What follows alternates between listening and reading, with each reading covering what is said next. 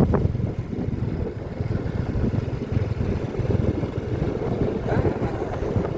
ងាត់ល្អ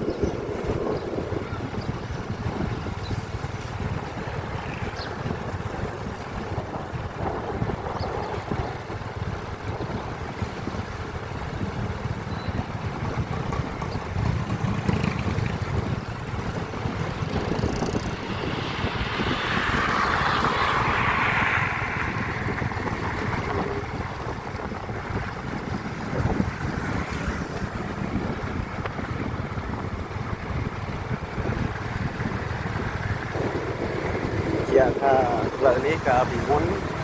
ជាផ្លូវលំមួយខ្សែតែមិនភ្លៀងឯងមិនបាច់ជិះទេប្រពេចប្របាច់ចុយណាឥឡូវអភិវឌ្ឍដល់ផ្លូវបេតុងបានធំរបស់គេស្រួលជិះអានេះផ្លូវចេញពីការ៉ាសាំងកាល់តិចមកត្បូងប្រវត្តិកន្លែងហ្នឹងដូចជាកាលមុនជាបលាយឯងបលាយគេលុបអស់ហើយបលាយទៅតាមហ្នឹងកាលមុនក៏អត់មានផ្ទះដែរនៅជួតាមហ្នឹងឥឡូវផ្ទះពេញអស់ហើយអភិវឌ្ឍខ្លាំងក្រុងវត្តតែមកដល់បច្ចុប្បន្នគឺអំបិលជាគ្នានេះការ៉ាសាំង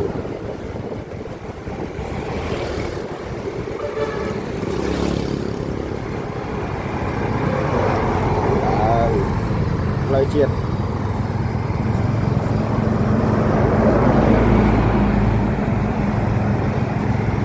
យើងក៏វាមិនទៅជាស្ងាត់អីប្រហែលដែរអីប្រជាពលរដ្ឋនៅរស់ស៊ីអីធម្មតាក៏តែវាស្ងាត់ជាងមុន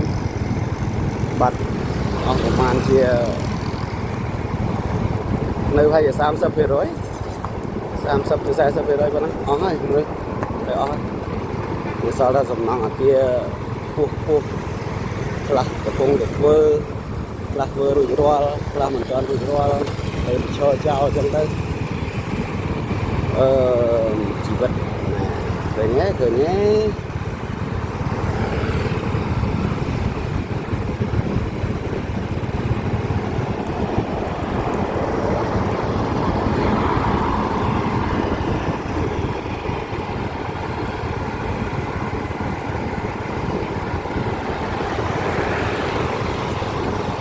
ចឹងនឹងវៀតណាមទៅអស់ហើយនៅភាគច្រើនគឺនៅខ្មែរយើងអូខេឥឡូវមកដល់ AC ហើយយើងប៉ុណ្ណឹងបាន